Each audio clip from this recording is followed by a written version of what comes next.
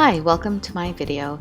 This week I am sharing one very simple recipe with you. It is possibly the simplest cabbage sabzi that you could ever make. Sabzi in Hindi just means vegetable. This usually refers to a side dish of some kind.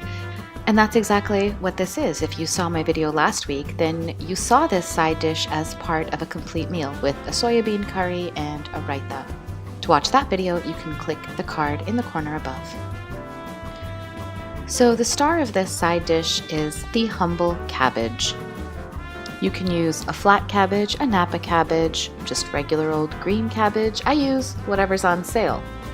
And you need to make sure that your cabbage is thoroughly washed. Sometimes I even peel off the outer leaf if it looks a little damaged or if I feel like I can't get it clean enough. Then I go about cutting up my cabbage. I really enjoy the texture of a shredded cabbage, and you can certainly achieve that with a mandolin slicer. I have one, I was just too lazy to get it, so I used a really big knife, and I was able to achieve something very similar to a mandolin slicer, so you certainly don't need that equipment if you don't have it. So while I'm slicing away, I'm going to ask you to subscribe to my channel because I post vegetarian or vegan recipes every Monday. And I post other content like wellness, travel, lifestyle videos, often on a Thursday. That way you won't miss anything from me. Coming back to our recipe, it's really not that involved. You need half a lime, a green chili pepper, which is optional, some sugar, some curry patta, black mustard seeds, your shredded cabbage, some hing or asafoetida, which has a very special smell. And this recipe does use a little bit of haldi, but that's really more for the color than anything else. Of course, you're going to need salt according to your taste, and also a little bit of vegetable oil. Now the oil you're going to heat up in a non-stick pan or skillet on medium-high, and when it's hot enough, add the mustard seeds, the curry patta, the hing or the asafoetida, and the green chili pepper.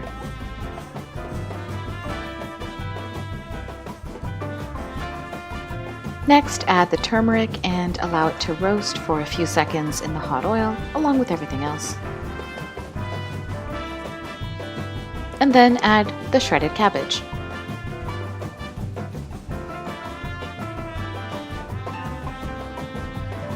Now carefully combine the cabbage with the spices until it looks like it's evenly colored, and then turn down the heat to medium or medium-low and allow this to cook uncovered for a few minutes.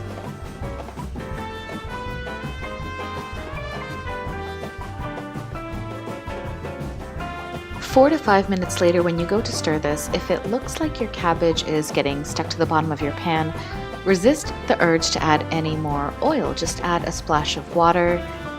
Try to combine everything again as best as you can and allow it to keep cooking. Of course, if you're like me and sometimes you enjoy the burnt bits, then just go ahead and leave them there. Maybe turn down the heat a little bit. At this point, you can add any remaining ingredients. I think that's just the sugar, salt, and lime juice.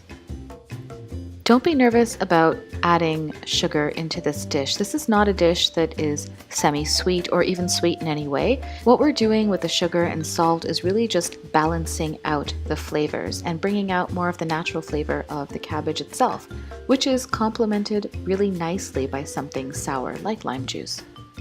Maybe that's how sauerkraut got its name, because it's sour. I don't know. If anybody knows, maybe they can clarify in the comments down below. By the way, if you have lemon and not lime, that is completely fine. I've made this dish with lemon too. Once the texture is comfortable for you to eat, your dish is done. I do like mine a little on the softer side, and I like to garnish. But of course, the choice is yours. I'm choosing to garnish with some fresh coriander, but you could probably garnish it with some julienne ginger, and that would be really nice as well. So there you have it, a really simple side dish, which, by the way, doesn't use any garlic or onion, so it's safe for Janes. And it accompanies a larger meal really well. So if you have a curry or a dal and you need a side dish, this is a really great option. It goes well with rice and fulka.